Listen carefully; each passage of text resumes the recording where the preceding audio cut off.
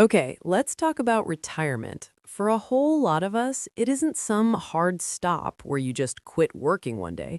It's more like a gear shift, right? You might keep working to stay sharp, stay connected, or maybe just to bring in some extra cash. But if you're doing that while collecting Social Security, you've probably heard about this kind of scary thing called the retirement earnings test, and it can be super confusing. Which brings us to the big question, the one everybody asks. Can you actually work without losing the benefits you've spent your entire life earning? The answer is a huge yes, you absolutely can. But you've got to know the rules of the road. And that's exactly what we're going to do right now. We'll break it all down and uncover 10 surprising realities along the way. Okay, let's get this straight right out of the gate, because this is the single most important thing to understand. When Social Security withholds some of your money because you earned too much, it is not a tax. They are not keeping it forever. Seriously, just think of it as them putting that money on hold for you. Once you hit your full retirement age, they actually recalculate your benefits and start paying you back in the form of a bigger monthly check.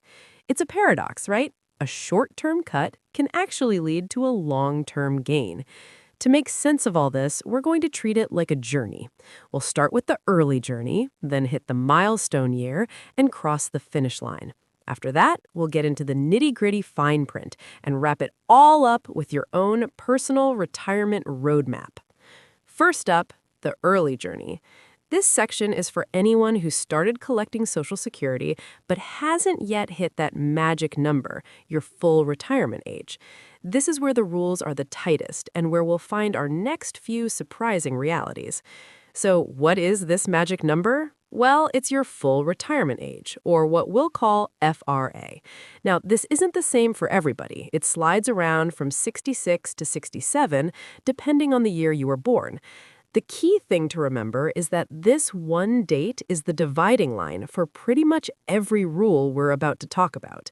And that brings us to reality number 2. Before you hit that FRA, the Social Security Administration gives you a safe zone for your income. This is called the exempt amount. It's basically an annual earnings limit, and as long as you stay under that number, you get to keep every single penny of your benefits. No deductions, no money withheld. But what happens if you step outside that safe zone? This is where our third reality hits, and it's a big one. If you're under your full retirement age for the whole year, the reduction rate is a pretty deep 50%. Now, I know this slide looks like a bunch of legal jargon, but here's what it boils down to in plain English. For every $2 you earn over that safe zone limit for the year, the SSA will temporarily hold back $1 from your benefits. That's a pretty hefty chunk, which is why knowing that exact exempt amount is so critical. But don't worry, it gets better. And that leads us to our fourth reality. The rules actually change in the calendar year you reach your full retirement age.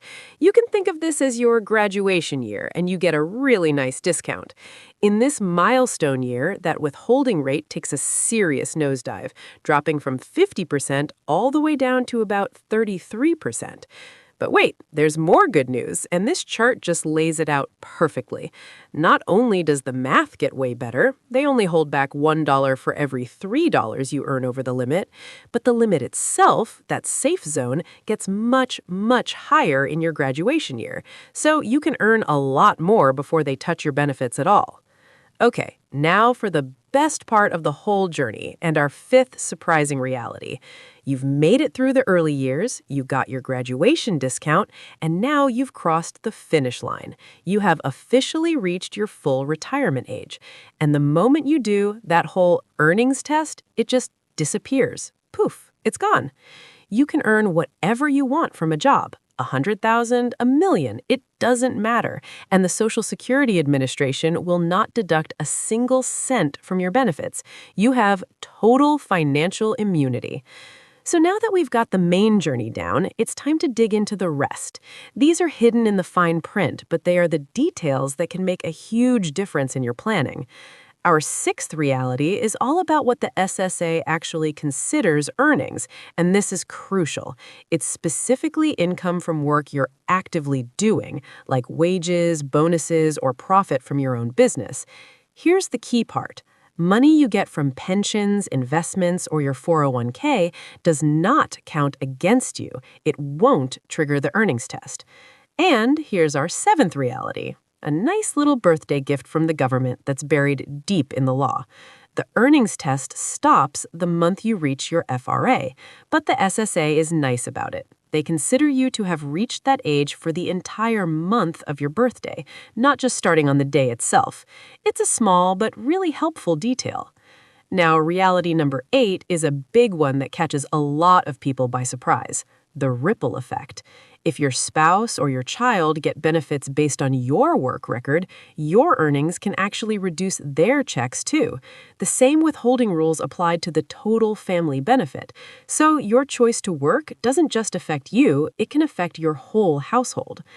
All right, for our ninth reality, we're going international.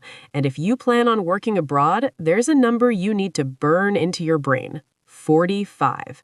I call this the 45-hour cliff. If you're under your full retirement age and you work more than 45 hours in a single month in a job outside the U.S. that isn't covered by Social Security, they can withhold your entire benefit check for that month. It's not a partial cut, it's an all or nothing deal.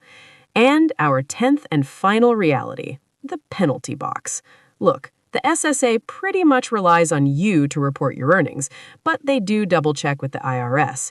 If you earn over the limit and you don't tell them, there are penalties. And as you can see, they get serious fast. The first time, it's a penalty equal to 1 month's benefit. The second time, 2 months' worth, and so on. The takeaway: just report it always. Okay, we've made it through all 10 realities on our journey, so let's zoom out and pull everything together into a clear, simple roadmap that you can actually use for your own plans. So let's recap the absolute must-knows. First, know your full retirement age. That date is everything. Second, understand what that annual safe zone number is for you.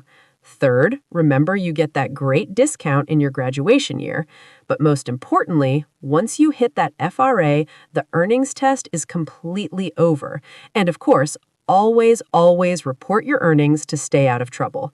See, working while you're retired is totally possible without messing up the benefits you work so hard for.